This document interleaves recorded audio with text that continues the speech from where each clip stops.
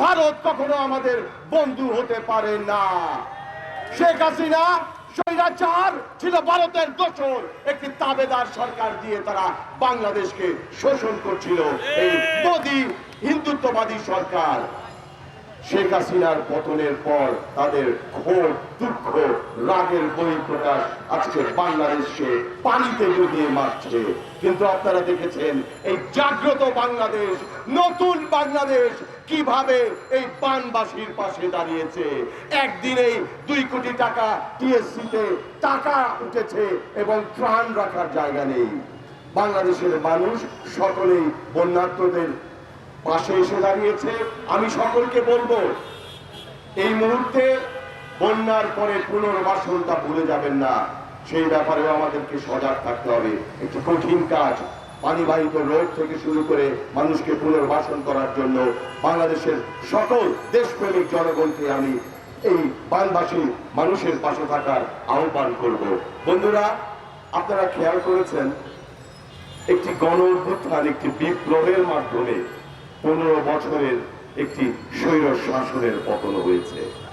ভারতকে বর্জন করি, ভারতকে না বলি। এই সরকার আজকে একটি অন্তর্বর্তী সরকার, জন আকাঙ্ক্ষার সরকার। তারা 5 তারিখে ক্ষমতায় এসছে। ক্ষমতায় আসার পর থেকেই দেখছি 2 সপ্তাহে নাকি 500-এর অধিক সংগঠন তাদের দাবি দামা নিয়ে মাঠে নেমেছে। এরা কোথায় ছিল এতদিন? আওয়ামী প্রেতাত্মাগুলো আবার মাঠে নেমেছে। এদেরকে প্রতিহত করতে হবে।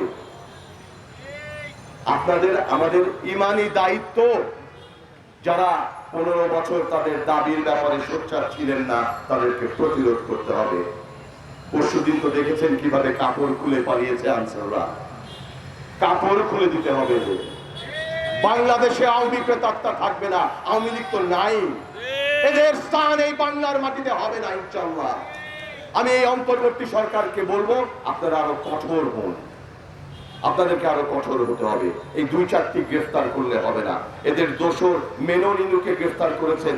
হাস্যকর ভাবে আজকে দেখলাম জিএম কাদের বলে শেখ হাসিনার বিচার করতে হবে। আরে তোর বিচার তো এই বাংলাদেশে এর আগে হইতে হবে। জিএম কাদের সহ জাতীয় পার্টির যারা সহযোগী ছিল তাদেরকে এই বাংলায় বিচার করতে হবে। আর নাহলে আমাদের হাতে ছেড়ে দেন, কিছুটা আপ্যায়ন করি। এদের বিচার না করলে ভবিষ্যতে কেউ শিখবে না। এই বেইমানি, এই দেশের সাথে বেইমানি, দেশ বিক্রি, এগুলো চলতেই থাকবে। আজকে একটি নতুন বাংলাদেশ বিনির্মাণের স্বপ্নে আমরা এগিয়ে যাচ্ছি। আমি দেশপ্রেমিক সেনাবাহিনীকে বলবো, আপনারা কঠোর হন। এই পুলিশ বাহিনীর যারা আজকে কাজে যোগদান দিয়েছেন তাদেরকে সাধুবাদ জানাই। যারা যোগদান দেননি তাদেরকে বরখাস্ত করতে হবে। এখন বলে সময় ছিল তারা আমার ভাইদের যখন, আমার ছেলেকে, আমার মেয়েকে, আমার শ্রমিক ভাইদেরকে যখন পাখির মতো গুলি করেছে এই পুলিশরা, তখন তাদের ট্রমা করেছিল। সুতরাং 9-6 বুঝি না। এই আওয়ামী প্রেতাত্মা যারা প্রশাসনে আছে, বিভিন্ন বাহিনীতে আছে, তাদের বিচারের আওতায় আনতে হবে। বাংলার জনগণের বিচার এই মাটিতেই দেখতে চায়। অন্তর্বর্তী সরকারকে বলবো, চমৎকার ভাষণ দিয়েছেন ডক্টর মোহাম্মদ ইউনূস। আমাদের প্রত্যাশা এই 15 বছরে যে সমস্ত প্রতিষ্ঠান সমগ্র বাংলাদেশটাকে ধ্বংস করে দিয়ে গিয়েছিল শেখ হাসিনা এবং তার দোসরেরা, আপনারা কতটুকু পারবেন, কি কি পারবেন, সেই ব্যাপারে একটি রোড ম্যাপ প্রকাশ করতে হবে। একটি যৌক্তিক সময়ে একটি রাজনৈতিক সরকারের কাছে বাংলাদেশের ক্ষমতা হস্তান্তরের জন্য সর্বপ্রথম নির্বাচন কমিশন সহ যেই সমস্ত আপনাদের সংস্কার প্রয়োজন হয়, আমরা আপনাদের পাশে আছি, আপনাদের সহযোগিতা করব। কিন্তু একটি অরাজনৈতিক সরকার বেশি দিন ক্ষমতায় থাকা উচিত নয়। আপনারা আপনাদের কার্যক্রম চালিয়ে যান। বাংলাদেশের জনগণ 12 দলীয় জোট আপনাদের পক্ষেই আছে।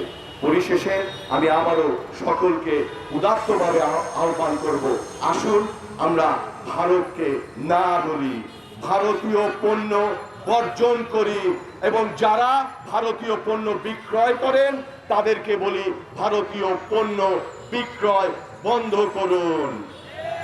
আমার